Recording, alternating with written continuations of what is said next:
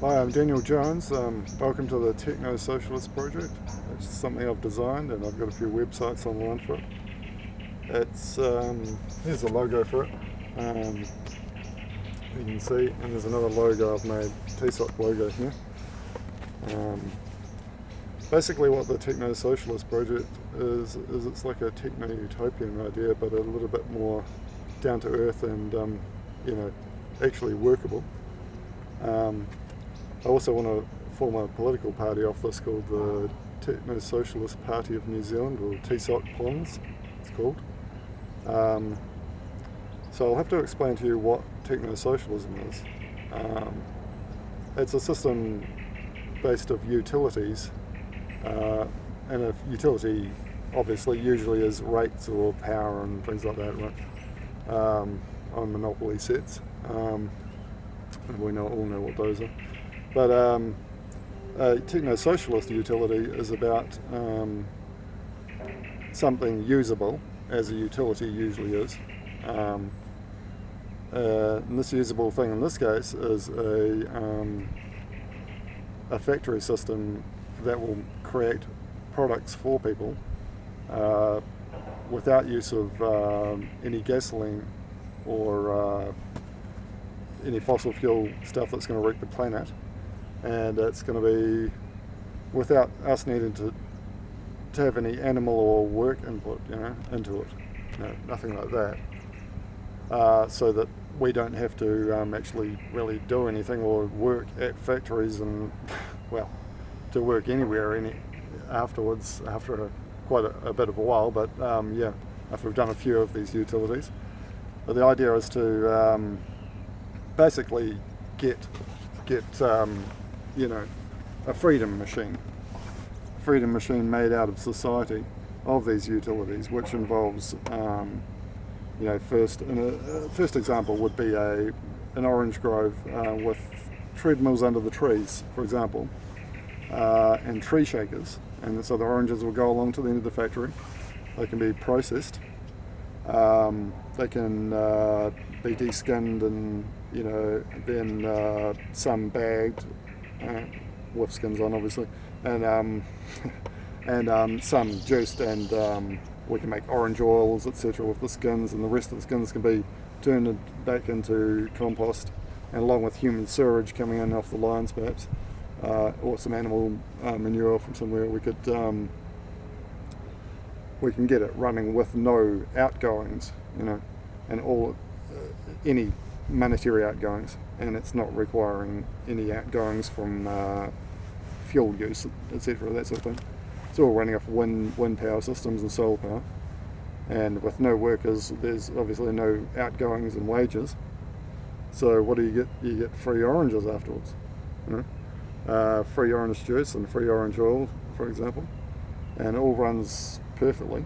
And it does have. I want to design into these utilities that we can go back to work if we like, by having hand systems beside them, so that we can actually, in case of problems with the economy, we have a system to go back to more use of the coin, instead of just always getting free stuff from the supermarket like oranges or whatever the heck it is that we've done utilities for.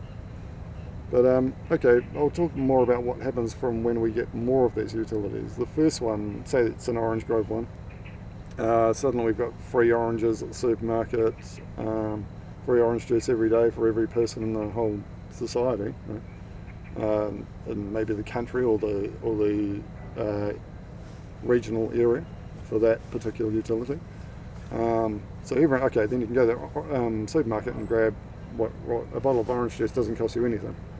But that's not going to be enough for me, and probably not enough for everyone to just have free orange juice. So what we can do is use that first utility, I was thinking, to be exported or used by us as well, paid for. We still pay for the orange juice afterwards, perhaps.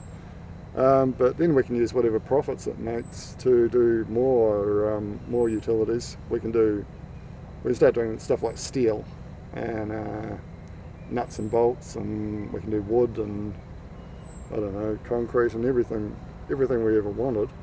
We can do that, and once we've got raw materials, we can start working on utilities, perhaps, if we want to make them even more advanced, like further ones that make things like cars and, you know, jets and whatever the hell we like. We end up with just everything free, and nothing costs anything anymore. And mining's all done without fossil fuel use.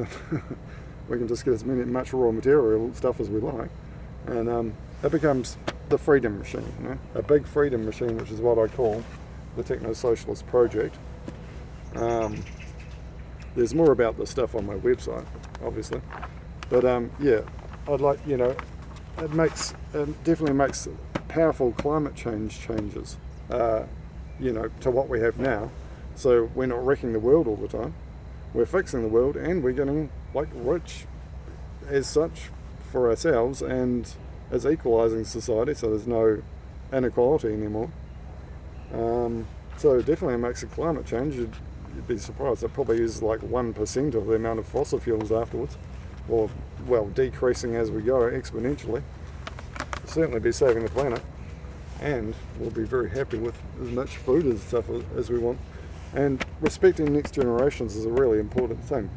Perhaps we need to be this selfish, if you might call it that, to be doing this stuff. I don't know if you think it's being selfish to do this. I suppose, you know, people have got a mind block about it, but, you know, really we need to do this to respect other generations, you know, ones after ourselves. So it's certainly a green system, and it's definitely planet first, and it probably can save the world. And here it is for saving the world. Yeah? And this is what this thing can do. It will give us the tools to just be able to live our lives however we want, not having to work, not having to go to work each day or paying mortgages, etc. We can just do what we like, fixing the world, or just going fishing and whatever the heck we like. No?